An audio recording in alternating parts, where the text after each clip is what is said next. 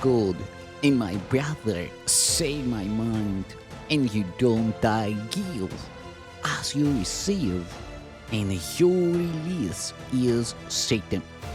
Today's teaching is the part 169 in the series How to Manifest Immortality Season 2 Christ Forgiveness, and the name of today's teaching is Walking to Redemption. It is impossible not to believe what you see, but it is equally impossible to see what you do not believe. Perceptions are built up on the basis of experience, and experience leads to beliefs. It is not until beliefs are fixed that perceptions stabilize. In effect, then, what you believe, you do see. That is what I meant when I said, Blessed are ye who have not seen and still believe. For those who believe in the resurrection will see it. The resurrection is the complete triumph of Christ over the ego, not by attack, but by transcendence. For Christ does rise above the ego in all its works and ascends to the Father and his kingdom. Would you join in the resurrection or the crucifixion? Would you condemn your brothers or free them? Would you transcend your prison and ascend to the Father? These questions are all the same and are answered together. There has been much confusion about what perception means because the word is used both for awareness and for the interpretation of awareness. Yet you cannot be aware without interpretation, for what you perceive is your interpretation. This course is perfectly clear. If you do not see it clearly, it is because you are interpreting against it and therefore do not believe it. And since belief determines perception, you do not perceive what it means and therefore do not accept it. Yet different experiences lead to different beliefs, and experience does this. I'm leading you to a new kind of experience that you will become less and less willing to deny. Learning of Christ is easy, for to perceive with Him involves no strain at all. His perceptions are your natural awareness, and it is only the distortions you introduce that tire you. Let the Christ in you interpret for you, and do not try to limit what you see by narrow little beliefs that are unworthy of God's Son. For until Christ comes into his own, the Son of God will see himself as fatherless. I am your resurrection and your life. You live in me because you live in God, and everyone lives in you as you live in everyone. Can you then perceive unworthiness in a brother and not perceive it in yourself? And can you perceive it in yourself and not perceive it in God? Believe in the resurrection because it has been accomplished and it has been accomplished in you. This is as true now as it will ever be, for the resurrection is the will of God which knows no time and no exceptions. But make no exceptions yourself, or you will not perceive what has been accomplished for you.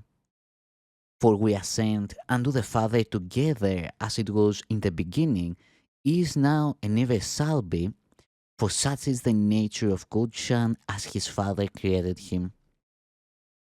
Do not underestimate the power of the devotion of God's Son, nor the power the God he worships has over him. For he places himself at the altar of his God, whether it be the God he made or the God who created him. That is why his slavery is as complete as his freedom, for he will obey only the God he accepts. The God of crucifixion demands that he crucify and his worshippers obey. In his name they crucify themselves, believing that the power of the Son of God is born of sacrifice and pain. The God of resurrection demands nothing, for he does not will to take away. He does not require obedience, for obedience implies submission. He would only have you learn your will and follow it, not in the spirit of sacrifice and submission, but in the gladness of freedom. Resurrection must compel your allegiance gladly, because it is the symbol of joy. Its whole compelling power lies in the fact that it represents what you want to be, the freedom to leave behind everything that hurts you and humbles you and frightens you cannot be thrust upon you, but it can be offered you through the grace of God. And you can accept it by His grace, for God is gracious to His Son, accepting Him without question as His own. Who then is your own? The Father has given you all that is His, and He Himself is yours with them. Guard them in their resurrection, for otherwise you will not awaken God safely surrounded by what is yours forever. You will not find peace until you have removed the nails from the hands of God's Son and taken the last thorn from his forehead. The love of God surrounds his Son, whom the God of crucifixion condemns. Teach not that I died in vain, teach rather that I did not die by demonstrating that I live in you. For the undoing of the crucifixion of God's Son is the work of the redemption, in which everyone has a part of equal value. God does not judge his guiltless Son, having given himself to him. How could it be otherwise? You have nailed yourself to a cross and placed a crown of thorns upon your own head. You cannot yet you cannot crucify God's Son, for the will of God cannot die. His Son has been redeemed from his own crucifixion, and you cannot assign to death whom God has given eternal life. The dream of crucifixion still lies heavy on your eyes, but what you see in dreams is not reality. While you perceive the Son of God as crucified, you are asleep. And as long as you believe that you can crucify him, you are having nightmares. You, who are beginning to wake, are still aware of dreams and have not yet forgotten them. The forgetting of dreams and the awareness of Christ come with the awakening of others to share your redemption. You will awaken to your own call, for the call to awake is within you. If I live in you, you are awake. Yet you must see the works I do through you, or you will not perceive that I have done them unto you. Do not set limits on what you believe I can do through you, or you will not accept what I can do for you.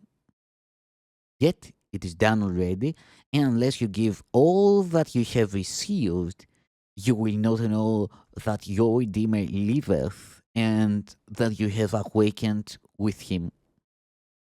Redemption is recognized only by saying it.